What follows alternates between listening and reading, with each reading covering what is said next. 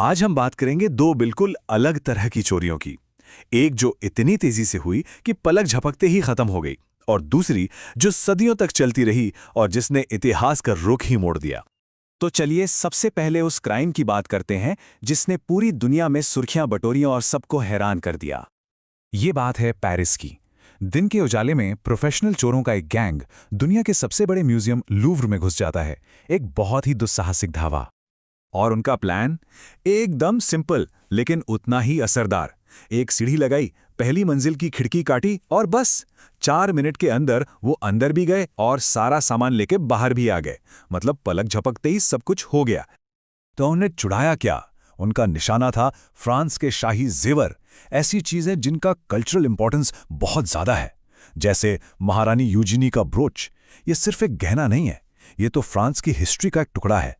और यही सवाल उठता है, क्या इतिहास पर कोई प्राइस टैग लगाया जा सकता है?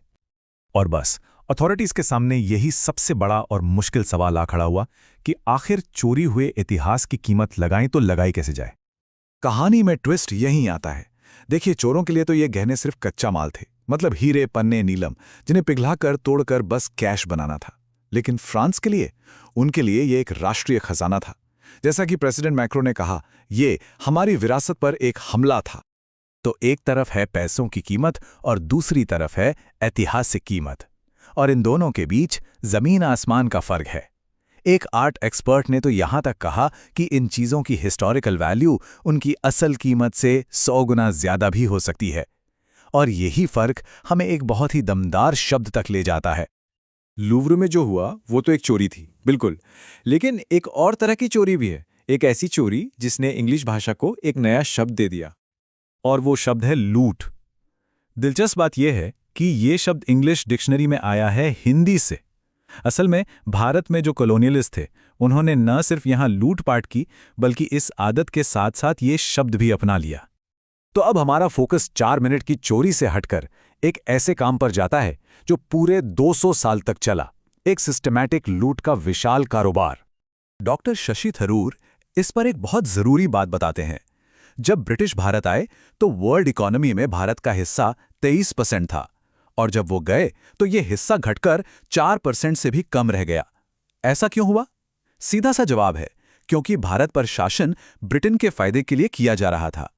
मतलब 200 साल से भी ज्यादा ब्रिटेन का इंडस्ट्रियल रेवोल्यूशन भारत के डी इंडस्ट्रियलाइजेशन की कीमत पर चला। भारत की इंडस्ट्रीज को जानबूझकर खत्म किया गया ताकि ब्रिटिश सामान के लिए मार्केट बन सके। नतीजा, भारत के जो वर्ल्ड फेमस टेक्सटाइल मेकर्स थे वो बर्बाद हो गए। इतना ही नहीं, ब्रिटेन ने अपने युद्धों का खर्चा भी भारतीय टैक्स पेयर्स के पैसे से उठाया, और वर्ल्ड वॉर 2 के बाद जो कर्ज भारत को चुकाना था वो कभी चुकाया ही नहीं गया। ये तो हुई पैसों की बात, लेकिन इसकी एक बहुत बड़ी मानवीय कीमत भी चुकानी पड़ी। ब्रिटिश राज में पड़े अकालों में करोड़ों भारतीय भुखमरी से मारे गए। सबसे भयानक किस्सा तो बंगाल के अकाल का है। वर्ल्ड वॉर 2 के दौरान विंस्टन चर्चिल ने जानबूझकर बंगालियों के हिस्से का खाना यूरोप भेज दिया, जिससे करीब 40 लाख लोगों की मौत हो गई। तो जैसे लूव्र की डकैती के बाद सवाल उठा था, वैसे ही इस ऐतिहासिक लूट के बाद भी एक बहुत मुश्किल सवाल खड़ा होता है। इतने बड़े पैमाने पर हुए अन्याय का इंसाफ आखिर कैसे हो? देखिए, लूव्र वाले केस में तो मकसद साफ है, चोरी हुई चीजें वापस मिल जाएं। लेकिन कॉलोनियलिज्म के मामले में मकसद चीजें वापस लेना नहीं है। यहां बात एक नैतिक कर्ज की है। ये बहस एक ऐतिहासिक गलती के प्रायश्चित यानी अटोनमेंट के बारे में है। और हां, मुआवजे या रेपरेशंस का ये आइडिया कोई नया नहीं है। जर्मनी ने दिया है, जापान ने दिया है, अरे खुद ब्रिटेन ने भी न्यूजीलैंड के माओरी लोगों को मुआवजा दिया है। ये इस बात को मानना है कि अतीत में हुई गलतियों की जिम्मेदारी बनती है। डॉक्टर थरूर का तर्क है कि यह बहस बड़ी बड़ी रकमों के बारे में है ही नहीं। ये बात है सिद्धांत की, प्रिंसिपल की। मतलब जो गलतियां हुई उन्हें बस स्वीकार कर लिया जाए।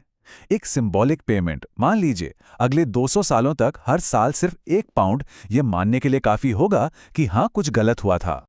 और आखिर में ये पूरा मामला हमें एक सवाल के साथ छोड़ जाता है। ये सवाल लूवर में चोरी हुए गहनों के नुकसान को एक पूरे साम्राज्य के उस विशाल कर्ज से जोड़ता है जिसे देखा नहीं जा सकता। दोनों ही मामलों में जो चीज चोरी हुई वो सिर्फ एक सामान नहीं है, वो इतिहास है, वो विरासत है, और इसे चुकाने का मतलब सिर्फ पैसे चुकाने से कहीं ज्यादा बड़ा है।